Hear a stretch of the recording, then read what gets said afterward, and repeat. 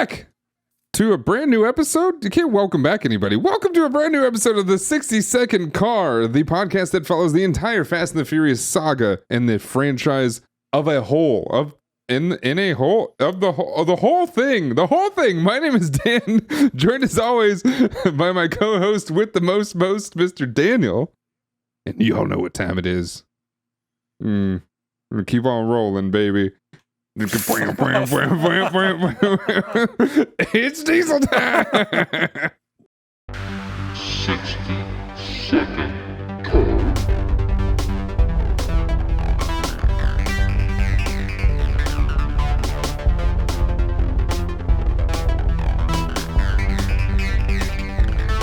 Danny, take us to Matthews Bridge. Yeah, can you take us to the Matthews Bridge? We're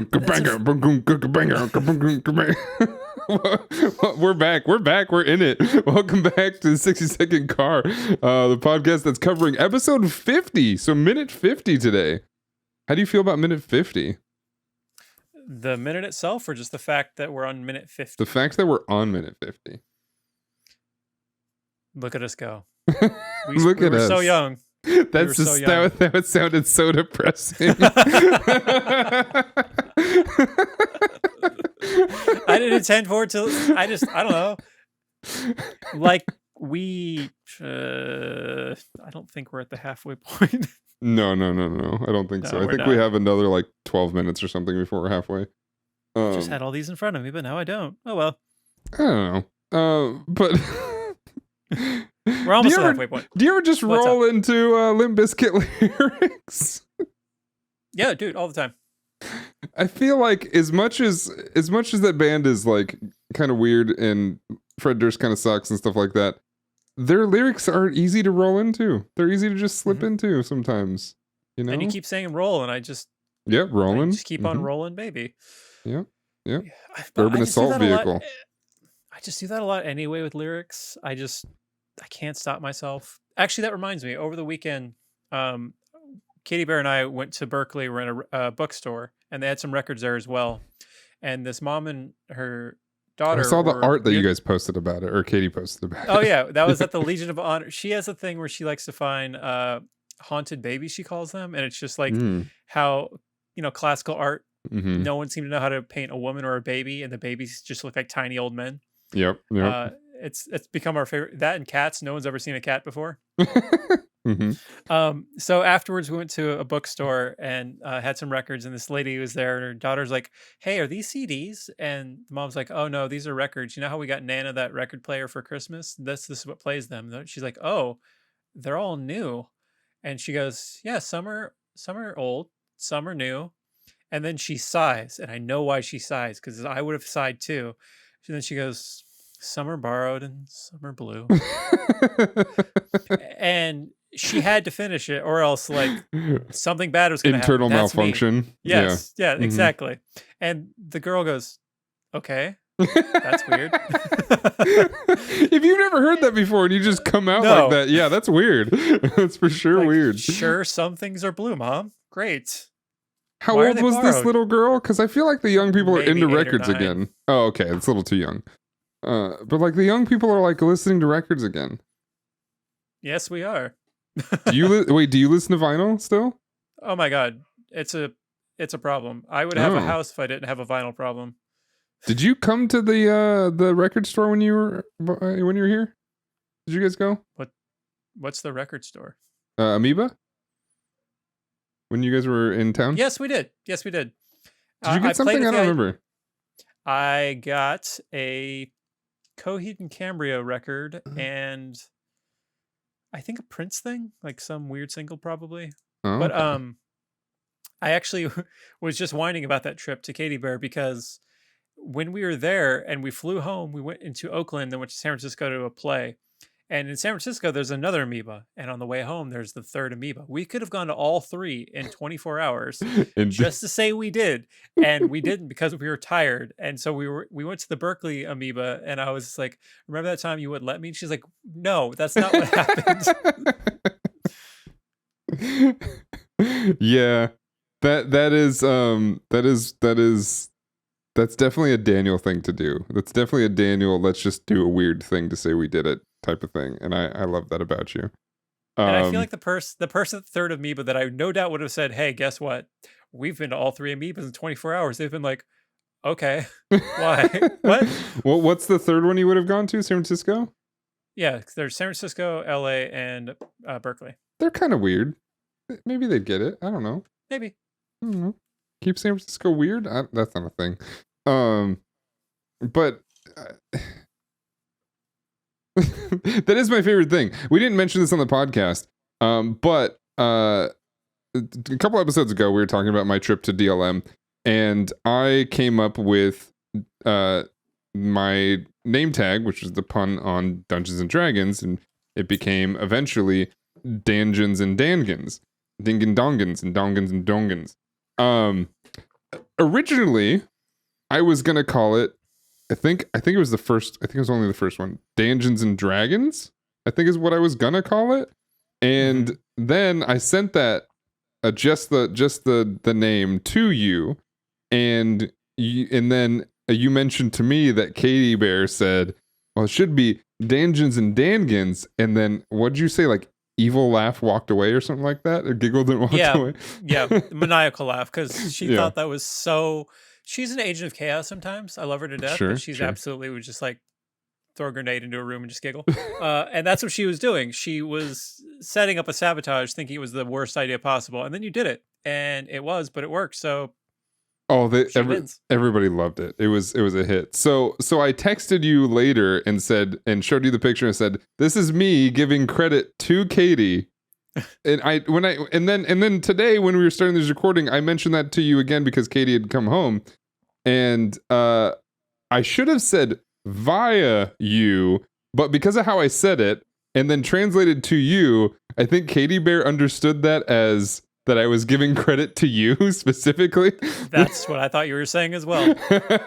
And I was just rolling with it. I'm like, I don't think you did, but sure. And then I saw that in both your guys' faces. I was like, wait a second, no, I didn't say that right. And I was like, yeah, that it sounds like a common interaction. It makes sense. I like it. But yeah, I don't know. So now back to understanding the reason that I brought that up was Katie Bear is the reason that it's Dangens and Dangans, and why that is such a it's crazy how such a small tweak can make something so much funnier. And that's why you pay your writers, fuckos out in the studios. It back. Well done. Pay your goddamn writers. That's why we're in here not saying where we're streaming this. Take that. Exactly. I'm streaming this from some web server out in the middle of Africa somewhere. I meant where we're watching the Fast and the Furious films, but sure. That's what I was talking about. Yeah, that's what I was talking about. Yeah, it's just on I have all 14 movies. Think about it. Downloaded on a server somewhere, and that's how I'm watching them. Yeah, I've got the movies that aren't even out yet. Yeah, think about that. I'll just lie and say Daily Motion because that's shady enough on its own. I don't even know what that is. It's a streaming website similar to the red one. No idea. Daily Motion and Lotion? No, I mean they just have like old wrestling pay-per-views where they flip the video so it's harder for things to find it in copyright machines. And this is just my play on the other word and chill. Daily Motion and Lotion. It's sadder because it implies that you're by yourself. Yeah. I mean, look, if you're gonna have the rhyme, the Daily Motion definitely be the sadder one. It's a sadder site. Yeah, true. Yeah. You know what's also sad is it's a sad sight to behold. I can't move my mouse. Yes. What? A sad sight is Brian Spillner having a bad day still. He's having a real bad day. Oh yeah, he's struggling. This is the face of a bad liar. Does this make, and I'm all for glorifying the hell out of Paul Walker as much as we possibly can. Is this maybe not Oscar worthy, but award worthy of Paul Walker playing Brian O'Connor, playing Brian Spillner and filtering all that into this lie that he's saying. Yeah. Probably misquoting Tropic Thunder. He's a dude playing another dude. Yep. So, yeah, this is Brian O'Connor trying his best to not be Brian O'Connor, but being Brian Spillner. So, yeah, you add a layer to it. It's impressive. Or Brian Spillner is being awkward and weird because Paul Walker's awkward and weird. But let's give the man his flowers or whatever. Oh, yeah. Yeah. It is one of those things where, you know, it's easy to look at somebody who has passed and be like, oh man, they were just so good. So like, I'm trying to challenge that and be like, is he actually doing a really good job here? And I think we've come to the conclusion that he is, and I think that's great. Yeah. This time I'll give it to him. This time I will not. Everybody gets one, right? Everybody gets one. This is the one. This is the one. We're all Spider-Man. Give me pictures of Spider-Man. And I mean, okay, so we need a Spider-Man remake. And Vince, so we need to recast Vince into bunch of things. Vince can be J. Jonah Jameson. He absolutely can. Oh, I was going to put him, it was like Rhino or something. He can be Rhino. That Rhino's good. But I feel like his grumpy attitude and calling Brian a cop and then being pissed that Dom just doesn't give a shit about what he's saying. Yeah. He does give a shit. He's a cop. And then Dom takes a beat and asks him, are you a cop? And he's like, no. And end the conversation. Yeah, that's it. Like, how, I mean, again, okay. So before I asked in a previous episode, I asked the question, is this where we're supposed to empathize with Vince? And now I feel like there's another chance for us to empathize with Vince, where Vince is saying the obvious truth. And even if we're not the audience who doesn't know this, we're not privy to this secret information, what we have in front of us is pretty obvious. And Vince is literally sitting here saying the thing that is obvious, and Dom's just like, are you talking right now? There's another issue with this that we haven't even touched on. If he's not a cop, say he's not a cop, he's also a narc. Hector's their boy, and he's just like, Hector's running spoon engines, and he completely rats out his whole deal, all the stuff he bought. Like, conceivably, Hector and his crew are going to be out there also racing in race wars against them. Like, when it's in the desert, they're friends-ish, but, there's still competition going on. But he just, like, rats out all Hector's secrets to them. Yeah. And Dom's just like, all right, cool, I consider that trust. Not, oh, man, my friend or business partner or whatever is now being thrown under the bus. He's just fine with that, too. Yeah. You would think he would be like extra cautious because of Mia and stuff too, but he's not. Yeah. He doesn't give a shit. So like, what is he counting off here? Oh, this is where he's counting off like, oh, he's got spoon engines. He just picked up all this parts. Yeah, okay. He's like 1 lie, 2 lie, 3 lie. How many lies? How many lies can I come up with right now? And yeah, this is the face of Dom actually believing him. And I don't know. I guess I don't empathize with Vince because like Vince sucks. But at the same time, I'd be pretty pissed if I saw this face as I'm saying here. Like, are you telling me that this phone case is not green? Are we crazy? What are we talking? Are we taking crazy pills here? Give me pictures of Spider-Man. Do we think part of Dom's decision to continue believing Brian is because of Mia? Like, do you think her interest in him, paired with is blinding Dom? Maybe a little bit. Yeah, I feel like I'm stretching there, but what would it be? Why? Why? Because you may be stretching, but what else is there? Yeah, because we've talked about this before. Dom is always 8 steps ahead of everybody, right. But for some reason, this time he's a moron. Yeah. He's supposed to be. Again, the Batman, the incredible strategist who just is always just thinking several quarter miles ahead. Hey. But like, we can kind of explain away a bunch of different scenes in this movie. Kind of. There's a couple that are still like this, but this one is weird. This one doesn't really make sense. This whole scene, these last like 2.5 minutes, is just, it's weird. And I think what happens after this, we won't necessarily talk about that right now, but what happens after this, I kind of expected him to like test him in a way, but he doesn't really do that. Nope. I don't know if Like, this was like bad editing or bad direction, but yeah, this doesn't make a whole lot of sense. It's almost like the next part of this film or somewhere down the road should be a reveal that Dom knew the whole time. But as we've discussed, and I keep coming back to it, he didn't know. Yeah. So yeah, it's writing issue. Maybe it's like you said, it's got to be a writing problem. I wonder if, why- you know, at the end make when sense. he does like the whole given his badge number and stuff, I Mhm. wonder if he was given direction to make a totally different face than he actually did for the scene. Like, They just edited against him. well, Vin just didn't do the right face. Like, I feel like this would all be, because like what you're saying, maybe he knew the whole time. At that, when they're dealing with Vince in the helicopter or whatever, he looks at him and he's very surprised. And I'm like, based on all this could be an opportunity to be like, he's just pissed. Like, I fucking knew it. I knew it this whole time. And he's not. It's there's no explaining this. And I don't get it. Well, between 1 and I guess you could say the end of Tokyo Drift and 4, Dom becomes a different person entirely. Yeah. So we have to just, I guess, suspend disbelief or whatever. And really, if Fast and Furious 4 or ampersand Dom did this, that doesn't make sense. I guess it has to make sense this time, which is annoying.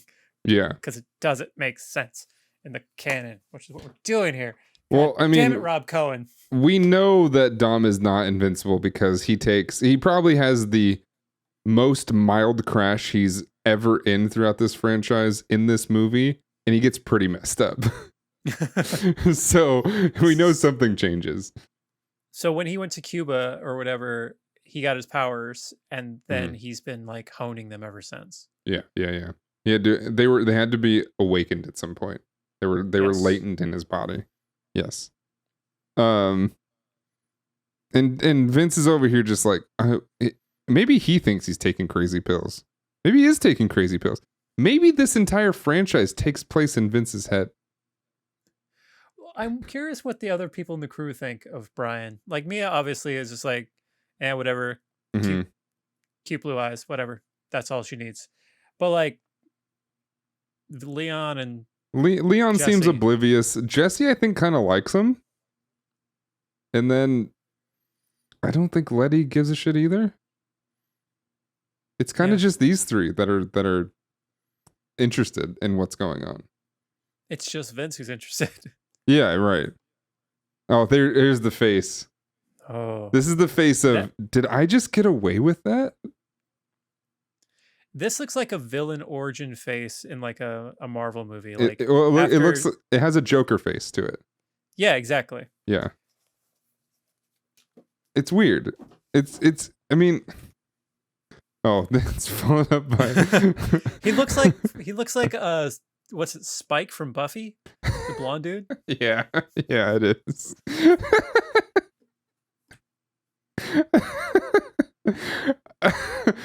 Oh my god. Doesn't Vin Diesel play a vampire hunter in one of those fantasy movies we were talking about earlier?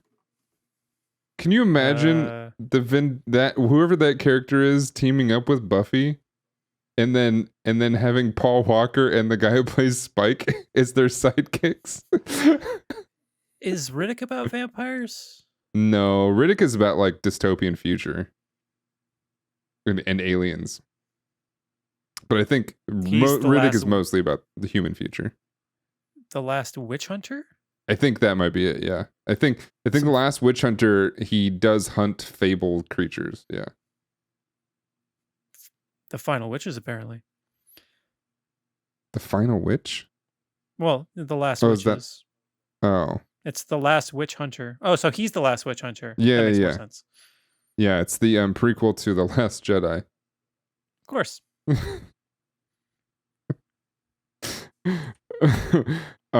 Yeah, I didn't see it, but I feel like that was the one where, yeah, especially because it's called The Witch Hunter, that they were trying to like sell an idea. Maybe it was a script originally written as The Witcher, and they sold it to a different studio, probably Universal, because I think that's like, oh, I guess he works for Disney too. I was gonna say, I feel like Vin Diesel only works for Universal, but I think maybe it's just maybe Disney's only for Groot. But they might have sold it to them and been like, we can't call it The Witcher, but we can call it The Last Witch Hunter, the final one. It could be special. Oh, did you like the Triple X movie? I haven't seen it. You haven't seen Triple X? I almost call it The Triple X because I'm an old guy. So there's 3, right? Right. One has Ice Cube in the middle, right? Triple X State of the Union, I think it's called, is yes. The second one. Ice Cube, and then there's The Return of Xander Cage, which is the third one. I haven't seen the third one, but I really liked the first one. I did not like the second one, but I really liked the first one. It was pretty good. So we should do a watch party with those movies too, because they're pretty great. Yeah. Down. But like, he has this Batman figure type thing, and then but like this whole scene, it just hurts me so bad. He's being stupid. Brian is being obviously stupid and like should be getting caught but doesn't. Also, I'm also realizing now that it's not a leather jacket, it's like a suede jacket. Are you out now? Am I out? Yeah, you're not into the jacket anymore. Oh no, it's not as cool anymore. No, I don't want to cuddle in that. I don't want to curl up in that one. No. I will say though, after all this and whatever he's doing, he's still got a really nice shirt on. But yeah, this whole thing is strange, and I don't get it. I just don't get it. Maybe it's possible sometimes these movies are not perfect. No, that can't be don't say it. No.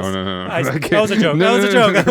Come on. No. Reel it back. We goofing. We're just messing around. No, these movies are great, and we're going to continue with this. Thank you for watching minute 50. I don't know if you have any other notes on this, but I feel like we're kind of just trying to figure out what the hell's going on. I'm thoroughly confused.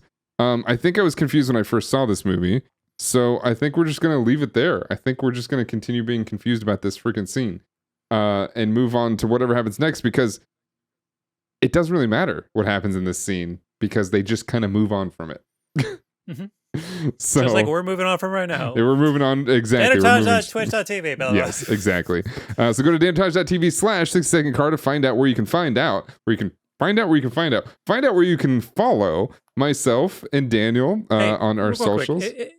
If you fuck around, is this where you find out? You have to fuck around, and then you're probably gonna find out. Yeah. I just want to leave that hanging, because if I'm gonna fuck around, I want to find out. So yeah, if you're listening to this podcast, you're watching it on youtube.com/Danotage. Give it a like and a subscribe, and fuck around and find out. Just do it. Fuck around and find out. And once you fuck around, find out that you'll see us next time. Family.